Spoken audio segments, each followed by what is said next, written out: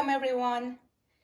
It's been almost 3 weeks since part 1 of the African Violet rescue video when I cut off the crown of the African Violet plant needing major intervention. The hybrid is called Lion's Magic Charms, and placed it in water to start growing new roots. And then with the X-Acto knife here, we will be going in and just cutting off the stem, holding the pot.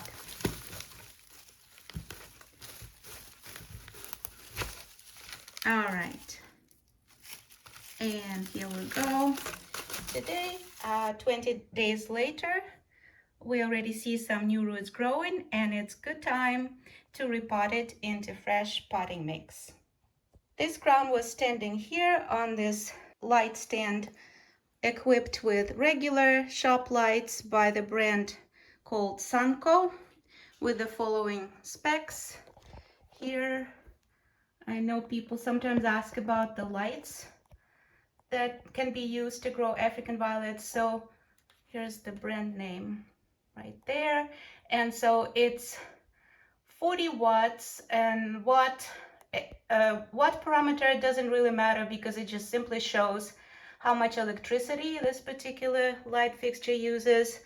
Some of them use more, others use less. What's important here is the 4100 lumen showing light intensity, and also K stands for Kelvin. 5K stands for 5000 Kelvin, which is the light temperature. So the shop lights are of 5000 Kelvin and 4100 lumen. And the distance between the crown here and the light, I'll measure it for you. So the distance between the top of the crown and the shop light is about 10 inches. The lights are on now that we have a shorter daylight period in the winter time for 10 hours a day, and sometimes I can increase it up to 12 if it's like really dark outside, but in the summer I reduce it down to 9 hours a day, like let's say from 9 a.m. to 6 p.m. After I filmed the part 1 video, I realized that I needed some extra support to hold the crown in place while it's rooting, so I made a little support out of a piece of paper with a cutout in the center, and it's easy to remove it now, so that instead of pulling the violet with the new roots that are very delicate out of this cutout center, we're gonna just cut this paper support to separate it like that. And this way we will not be damaging the new roots. And here's what it looks like. So very simple. If you remember, I also saved some seeds, and here they are. One I cut off and just placed to dry. I don't know if there are any mature seeds inside, but that will be a new video hopefully soon. And then the other ones, I didn't know if they were mature enough, so I left them in water, but I see that these started to mature already or are already done, I'm not sure. And then this one is still kind of green, so I'll keep it in the water for some more. I don't know if it makes any difference. Again, this is just an experiment. Let's take a closer look at the roots, how much they've grown. I hope you can see it well here. So some of them are already about an inch long or half an inch long, and there are many more new roots coming out from the stem. And why it's important not to keep it in water for too long, it's because this is just the regular tap water. It doesn't have any nutrients in it. And in order to grow new leaves from the center, this is the center of the growth of African violet, it needs the nutrients that African violet normally gets from the potting mix. For potting mix, I will be using a simplified version of the potting mix that I've been using in the past, and I know many of you asked about the potting mix that I currently use. So this is very simple. It's half and half peat moss and perlite. There are different varieties of Promix peat moss. It's produced by the company called Premier Peat Moss Corporation. And so I've been using Promix BX. There is also Promix HP. And this one is just a Promix that I got from the garden center with some perlite. So I added extra perlite here at about 1:1 ratio. I don't measure it, I just normally just eyeball it. And to this mix that has been pre-moistened, I also add, as always, the systemic granules with imidacloprid. It helps control thrips and mealybugs and also other insects that are listed here in the insects controlled section on the reverse label.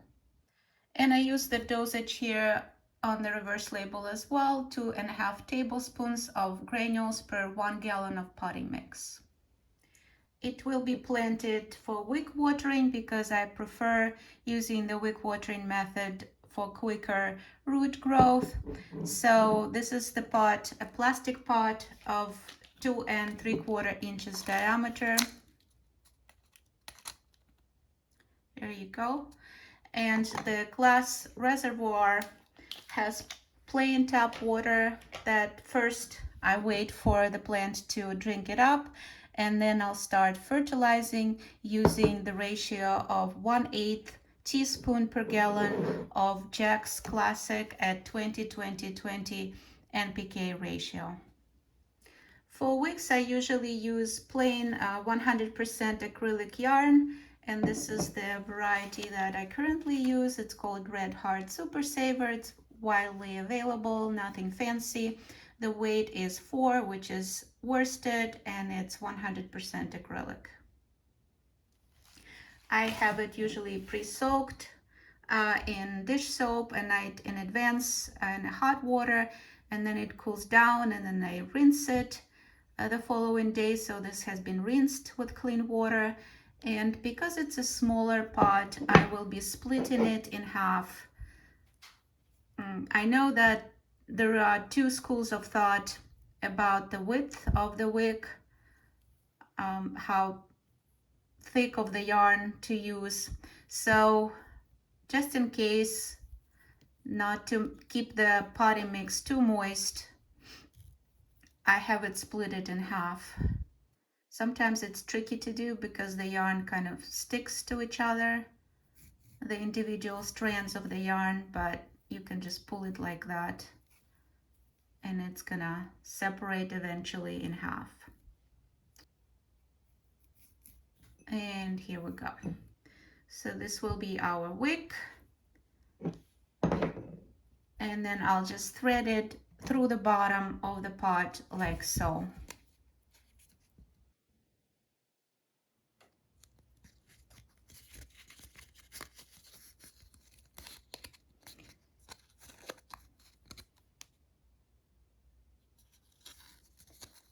And here we go. So our wick is ready, and it goes straight into the water like so. It's important to keep the distance between the bottom of the pot and the top of the liquid so that the pot doesn't stand in water all the time. It just keeps on pulling through the capillary action the water from the reservoir into the potting mix here. I'll add some potting mix on the bottom like so, filling it to about like 1/4 of the pot. I also add some extra insecticide granules here on the bottom for the good measure, and then I fill it up with the potting mix some more. And now we're gonna place our rooted crown here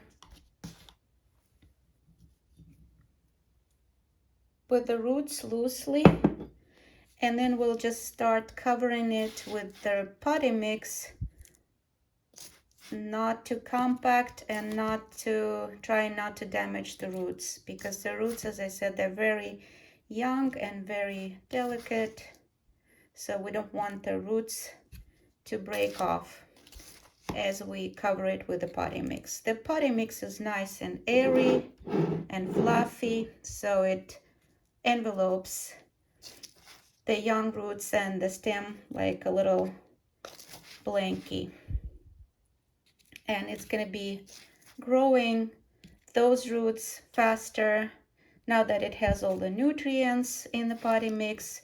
And also when I start fertilizing, it's going to get more nutrients and from the potting mix when it gets the fertilizer with the nitrogen, phosphorus, and potassium, and some micro elements that Chex Classic fertilizer has. All right, almost there. And a little more here. And so now we're gonna water it with some plain water, like so, to help the potting mix stick to the roots better. And our plant is ready to go back on the stand. It's important not to cover the center of the crown and keep it open so that it does not rot as it continues to grow on weak watering in this new potting mix. And off it goes back to the plant stand together with its other African violet buddies. I have reused the label that I used on the champagne glass where it was rooting in plain water. And of course, I'll know that I had planted it into the fresh potting mix 20 days after the date on the label. So this is a standard African violet variety, and of course this pot size is small for it. So once I see that it started growing the new leaves from the center and the new roots start coming out from the bottom of the plastic pot, like here in this particular plant, this is a funambule, and you can see roots growing from the bottom, so it's time to repot it. So this plant will also be repotted later on into the larger pot.